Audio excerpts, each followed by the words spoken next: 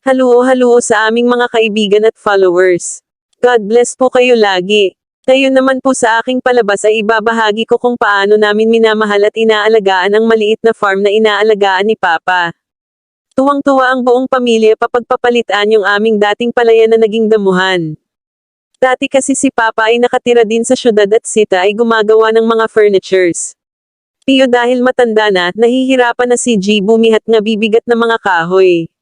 Naisip Noya na taniman ang dating palayan at syempre tuwang-tuwa kami sa aming pagbibisita dito kay Z malinis na ang dating damuhan. Nagkaroon kami ng pasyalan tuwing walang pasik ang mga bata sa syudad. Tunay na nakawawala ng stress at mga pag-aalala ang magtambay sa lugar na ito nakakaaliw at napakasarap sa pakiramdam na presko ang paligid. Sariwa ang hanging hinihinga at mga pagkaing inililuto namin.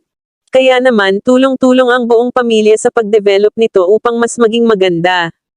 Kapag may oras ay tumutulong din ang buong mag-anak sa pag-aalaga ng mga tanim dito. Mula kay lolo, mga anak, mga manugang at mga apo. Lahat ay handang tumulong dito nang walang hinihinging bayad kundi ang mamitas ng mga bunga nito. Ayan nga pala ang bagong tubong sitaw. Kung napanood niyo po noon na marami kaming harvest na sitaw, yun po ay natuyo na at ngayon ay kailangan ng palitan ng mga bagong binhi. Sa ibang bahagi naman ng taniman nagtanim si Papa upang makita namin kung saan ang mas may madaming bunga kumpara sa nakaraang ani. Nilagyan niya nga ang mga plot ng kanal sa paligid upang ang tubig sa irrigation ay pumasok rito. Ibig sabihin, sagana sa tubig ang mga pananim. Marahil ay matutuwa ang mga sitaw pag sila ay laging mamasa-masa o hydrated. Kapag naman maulan ay isinasara ni Papa ang irrigation para hindi mababad ang mga pananim. Ito palang pagpa-farming ay pinag-aaralan lagi ni Papa sa mga napapanood niyang vlogs. Kaya naman natutulangan siya upang mas maging maganda ang mga tubo ng pananim at masagana ang ani. Kay gandang pagmasdan ng pagsibol ng mga buto ng sitaw.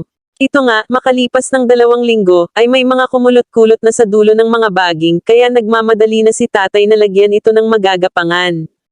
At syempre tumulong na rin kami para may magawa namang iba si Papa, gaya ng pagpapataba at paghahawa ng damo. At ayan na nga ang mahal naming sitaw, handa na siyang gumapang. Sana ay madami siyang ibunga kasi alam niya na siya ay inaalagaan na tila babahagi ng aming pamilya. Yan lamang po, sana ay may natutunan kayo sa aking video ngayon.